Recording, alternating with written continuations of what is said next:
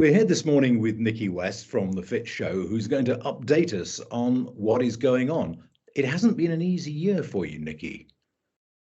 No, another challenging one, Chris. It's been obviously for the exhibition industry in general, it's been hugely challenging with the ups and downs and roller coaster of COVID.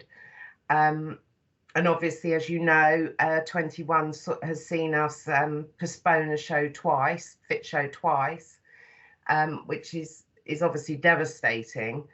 So yeah, we're coming to the end of yet another challenging year, but hopefully with lots to look forward to in 22. But from what I understand, there's been a lot of excitement about it happening in 2022. Registrations are up, I understand. And you're what, about 80% booked on floor space?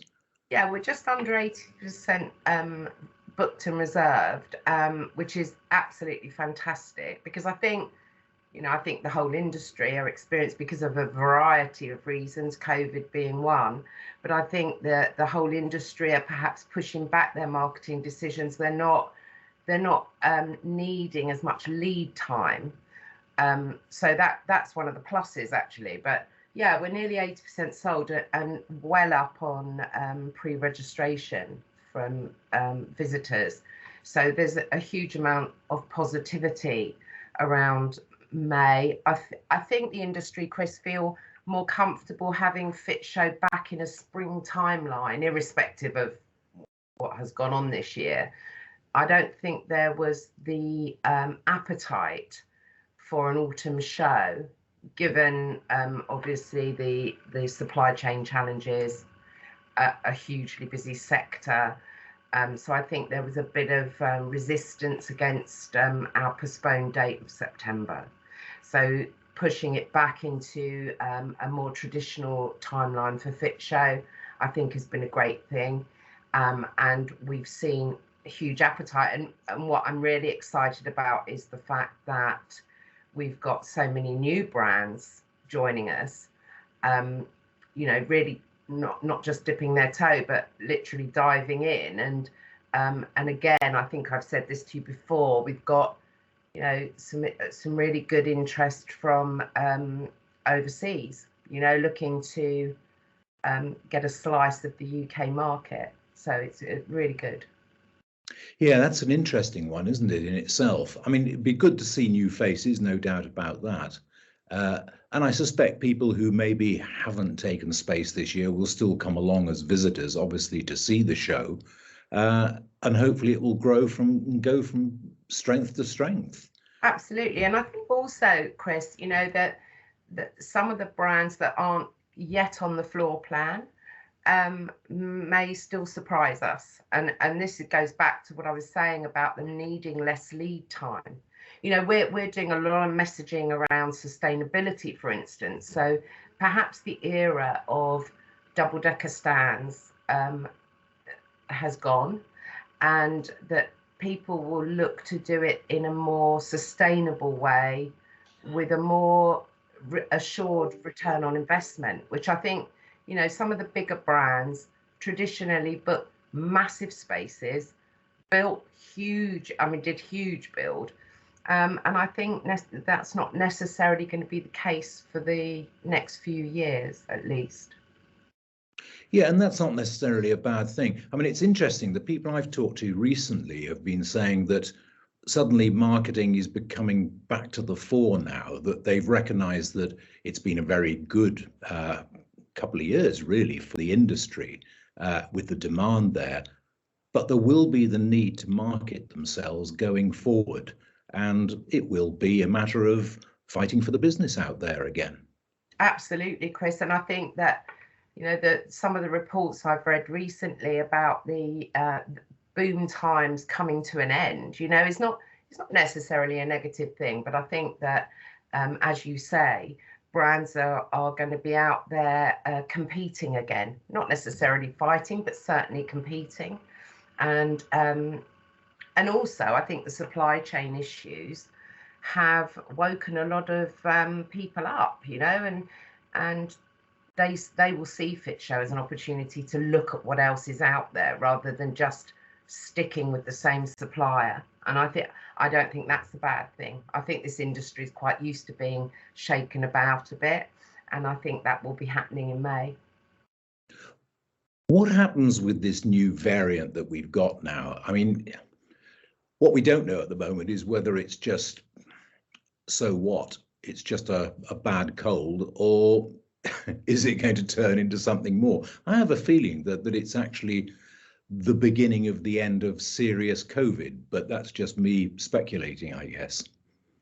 Yeah, I think there's going to be some debate around events in terms of this COVID passport. I think that could be challenging for event organisers, because it's something we will have to incorporate and work with. But I tend to think, Chris, that the impact, sadly, may continue for shows that rely on an international audience. Right. So when you look at, I mean, I don't know how you feel about it, but I certainly am having a debate with myself around how keen I am to go to Germany, for instance, you know, and so I think that international travel may still be impacted in Q1 next year. I think exhibitions that rely on a national audience will be okay, and I think that there's such a huge appetite in the absence, you know, in Fit Show, there's been an absence of 3 years. There would have been an absence of 3 years, and I think that there's been a huge amount going on behind the scenes, which people are going to be excited to show, and people are going to be excited to see.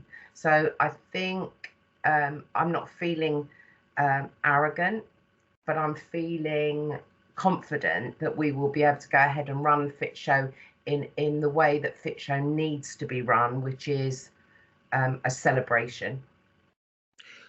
What sort of numbers was it in the past of visitors coming in from abroad into the show in percentage terms of visitors? It was very small, Chris. I think that it was something like 8% at its peak.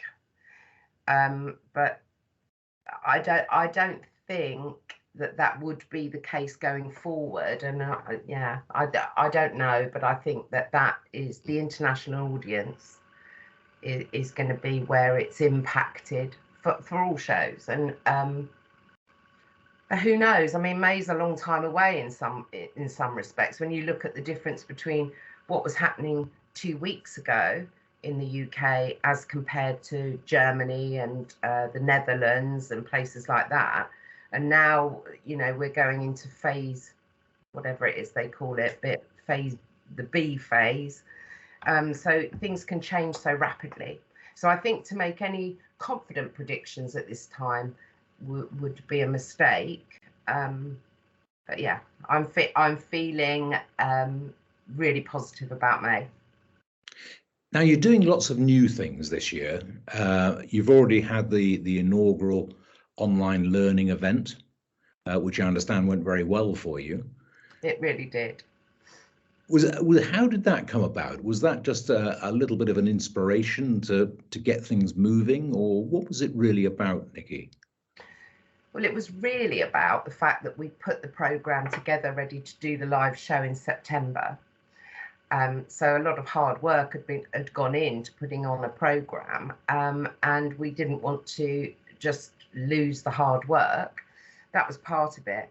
But I also felt really strongly that we needed a touch point with the community and something that was a bit different for us. So we did it for that reason. I've always said that flipping Fit Show to virtual would never ever happen, and I still stand by that. But I felt that some of the content of the learning programme translated really well to an online presence. And so, yeah, we were amazed at the appetite for that, and you know, that people did tune in and got quite a lot out of it, and we had quite a lot of positive coverage as a result. So from our point of view, it worked really well. So let's talk about some of the exciting things that you've got coming up in Fit, because you're always doing new things, I know. Uh, Tell us a bit about what you have in your back pocket ready for us for the next Fit Show. Well, I think a reinvigorated learning program is going to be really important, and it's going to be important that it's current, because I think one of the things that we know that our audience need more than just a list of exhibitors. They need a shopping basket of reasons to come along to the show. So the learning program will be a very important element of it. I think there is going to be a lot more of an appetite for socializing. I think that's something that we have all missed. So the late night will be a real opportunity to party together. So I think we've got some things up our sleeve, and I'm not going to disclose what I think. There's going to be some things up our sleeve that are going to make a little bit of a difference. And it's really around celebrating, Chris, the industry, and celebrating being back together, and also celebrating the innovation that's gone on behind the scenes. These companies have invested huge amounts of money in new product development, and Fit Show will be the platform where we can see all of that in real time. And so, yeah, I think the word I would use is celebrate. We're going to celebrate. That sounds like a good plan. I mean, I must admit, I've been amazed talking to people and going to see them in recent months. The amount of new product that's appeared. People haven't stopped working, have they? They've carried on developing, even sort of behind the scenes, and getting on with it. Yeah, absolutely, Chris. And I think that there's some brands out there that are going to really blow us away. I think some of the new products and new developments in all sorts of areas are going to really blow us away.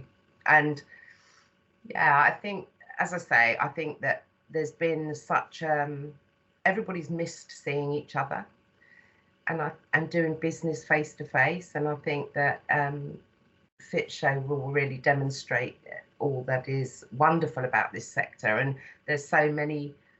We're such a resilient sector. It's unbelievable. And how we all get together. I mean, you look at things like the Glazing Summit, the G Awards a couple of weeks ago. It's unbelievable how this industry loves to get together and loves to celebrate and loves to socialize. And yeah, so I can't wait for May. Cannot wait. Spring days and Fit Show. It's a great thought, isn't it? And thoroughly looking forward to it, Nickie. And thank you very much for your time today, for updating us. And we thoroughly look forward to Fit. Thank you so much, and have a lovely Christmas, and enjoy the holiday, the break, and I look forward to seeing you in January. And a good Christmas to you too. Thanks, Nickie. Thank you. See you soon.